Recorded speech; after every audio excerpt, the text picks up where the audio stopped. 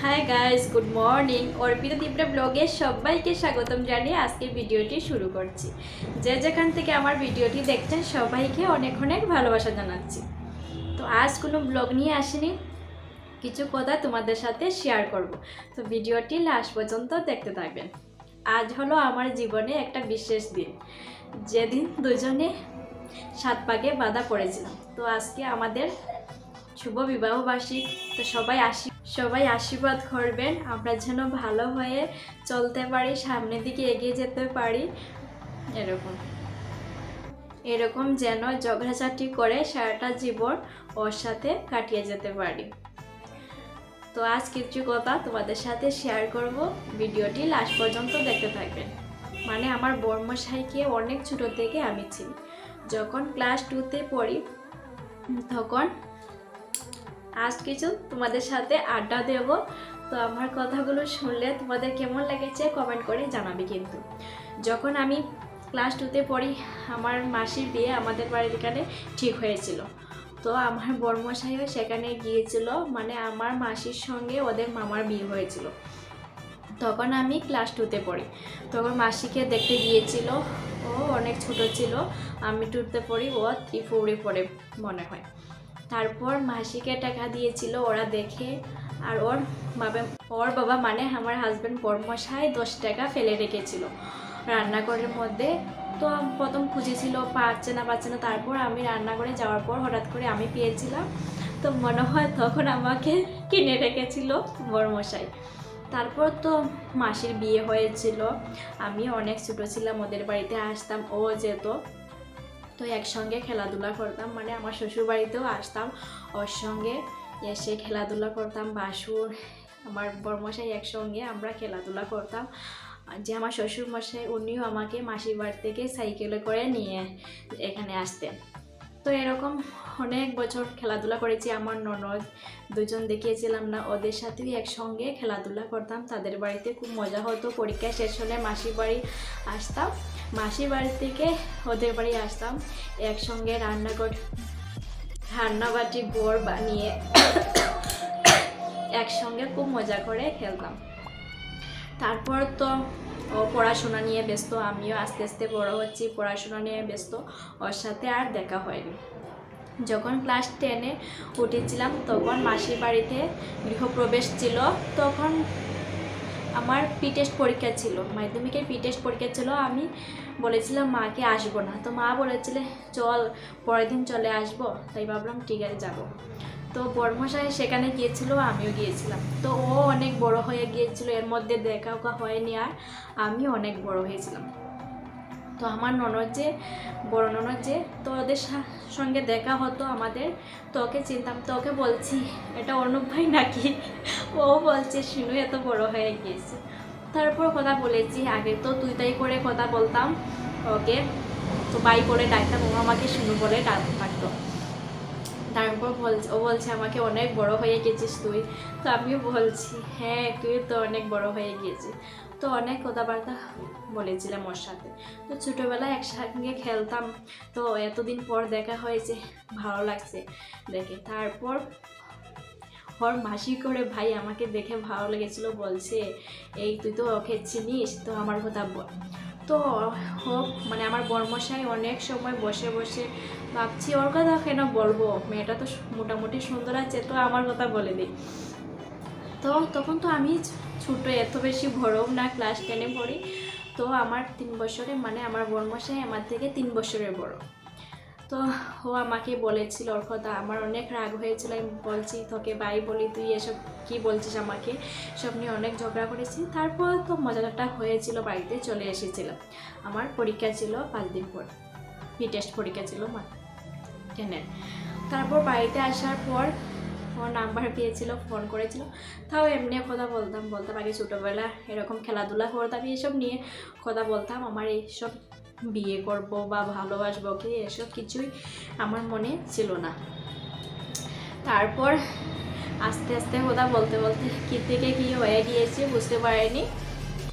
তারপর এরকম করতে করতে মানে আমার শাশুড়ি মা আমাদের বাড়িতে গিয়েছিলেন, গিয়ে বলেছিলেন মানে বিয়ের কথা। আর আমার মা তো খুবই অসুস্থ, কয়েকদিন পর পর খুব অসুস্থ হয়, দেখার মতো কেউ ছিল না, বাবাও ছিল না। তে মা মনে মনে ভাবছিল হঠাৎ যদি আমার কিছু হয়ে যায় তো আমার মেয়েটার কি হবে। তো এরকম করে তারপর আমার বিয়ে হয়ে গিয়েছিল ওর সাথে। মাঘ মাসের 22 তারিখ বিয়ে হয়েছিল, ফেব্রুয়ারি 6 তারিখ। তো আজ আমার এই দিনটা খুব বিশেষ দিন, ওকে পেয়েছিলাম। আমাদের প্রেমের কাহিনীটা তোমাদের কেমন লেগেছে কমেন্ট করে জানাবে কিন্তু। তো আমাদের এসব কথা শুনতে অনেকেই বলে বৌদি বলো না তো তোমাদের কীরকম হয়েছিল, ছোটোবেলার থেকে দেখা হয়েছিল তারপর বিয়ে, মানে ফিল্ম স্টাইলের হয়েছে না, ছোটোবেলা দেখা হতো, গল্প হতো, তারপর বড় হয়ে সবাই ব্যস্ত, তারপর বড় হয়ে বিয়ে, মানে আলাদাই মজা লাগে। তো যারা আমাদের এরকম কথাটা শুনে মন দিয়ে বলছে তোমাদের প্রেম কাহিনীটা দারুণ, তো আমি নিজেই কোনো সময় ভাবি ঠিক তো ফিল্মের মতন হয়েছে আমাদের লাভ স্টোরিটা। তো তোমাদের কেমন লেগেছে কমেন্ট করে দিতে ভুলবে না কিন্তু। আমার এই বিয়েতে অনেকেই রাজি ছিল না, তো পরের দিকে সব মিল হয়েছিল। তো আমার মায়ে আমাকে ছোটো থেকে বলতো যাকে ভালোবাসবে, জাতের ছেলেকে ভালোবাসবে যেন তোকে সারা জীবন সুখে রাখতে পারে, আর প্লাস তোর বাবার নেই, তো আমি অনেক কষ্ট করে তোকে বড় করেছি, তো যেন খুব ভালো হয়, তোর খেয়াল রাখতে পারে।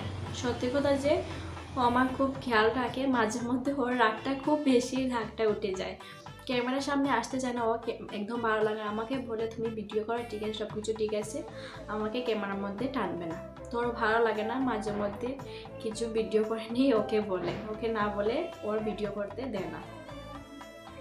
তো আজ তারপর আমার দাদু বিয়ের মধ্যে একদম মত ছিল না, বলছে ও কিছু করে না, তারপর বয়স কম, বিয়ে দিতে হবে না, দাদু অন্য ছেলে দেখেছিল। তারপর ওকে আমি ফোন করে বলেছিলাম দাদু এরকম এরকম আমার সাথে বলছে, এরকম এরকম আমার সাথে দাদু করছে, বলছে তুমি যদি অন্য কাউকে বিয়ে করো জামাই বাড়িতে আসতে পারবে না, আমি কেটে নেব, মানে এরকম ছিল। তো আমি তো মানে আমি ভাবতাম যাকে ভালোবাসবো একজন, প্রতি বছরই আমরা ম্যারেজ ডে করি, তো এবছর করব না, কারণ আমার মেয়েরও শরীর ভালো না, আর আমার একটা ইচ্ছে আছে।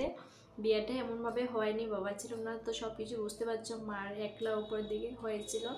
তো যখন আমাদের 10 বছর হবে আমার একটু প্ল্যান আছে, একটু বড় করে করব, যদি তোমরা আমাকে সাপোর্ট করো তাহলে আমি করতে পারবো। যদি আমি ইউটিউব নিয়ে থাকি তাহলে তোমাদের সাথে শেয়ার করব। যখন আমার 10 বছর হবে তো কীভাবে পালন করব, তো একটু মনে মনে প্ল্যান আছে, জানি না আমার স্বপ্নটা পূরণ হবে কি না। তো দেখি তোমরা যদি চাও তাহলে আমার স্বপ্নটা অবশ্যই পূরণ হবে। আর কি বলবো, এবার কিছু প্ল্যান নেই, যদি কিছু করি তাহলে তোমাদের সাথে এমনি শেয়ার করব। মেয়ের 2 দিন থেকে খুব বেশি জ্বর, হঠাৎ করে কেন জানি না, তো ওষুধও খেয়েছিল, কমছে এখন। এর মধ্যে কোনো প্ল্যান নেই কিছু করব, আগের থেকে প্ল্যান থাকে, এবছর কোনো প্ল্যান নেই। তো দেখি কিছু হয় কি না, তো ভিডিওটি লাস্ট পর্যন্ত দেখতে থাকবে। তো এখন সব কাজটা শেষ করে স্নান করে পূজা দিয়ে মেয়েকে খাইয়ে ওষুধ খাইয়ে ঘুম পাড়িয়ে তো এখন ভিডিওটি স্টার্ট করছি।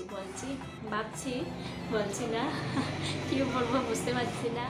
তো আমাদের লাভ স্টোরি কতটা তোমাদের সাথে শেয়ার করব তাই ভাবছিলাম। তো অনেক দিন বলেছিলাম তোমাদের সাথে শেয়ার করব, আমার টাইমে হচ্ছে না, তো ভাবছি আজ বিশেষ দিন আছে তো তোমাদের সাথে শেয়ার করা যাক। তো তোমাদের কেমন লাগবে শুনে কমেন্ট করে জানাবে কিন্তু।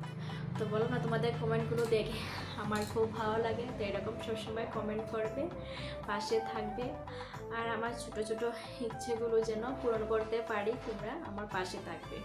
ওর রাগটা খুব বেশি, যেটা বুঝে সেটাই লাগে, মানে শোনো আমারই অন্য কার হতে পারবে না এরকম ছিল।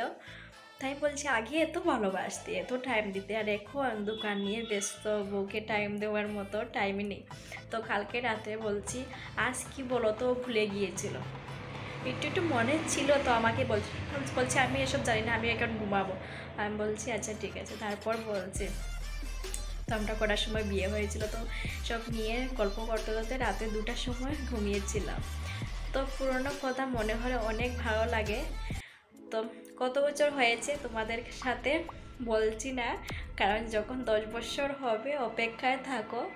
তো আমরা মনে মনে একটু ইচ্ছে আছে বড় করে করব। তো আমাদের অনেক বক বক করে নিয়েছি, গল্পও করেছি, ভালো লেগেছে, অনেক দিন পর এরকম কথা বলছি তোমাদের সাথে, খুব ভালো লাগছে। আজকের দিনটা তো অনেক বেশি খুশির দিন।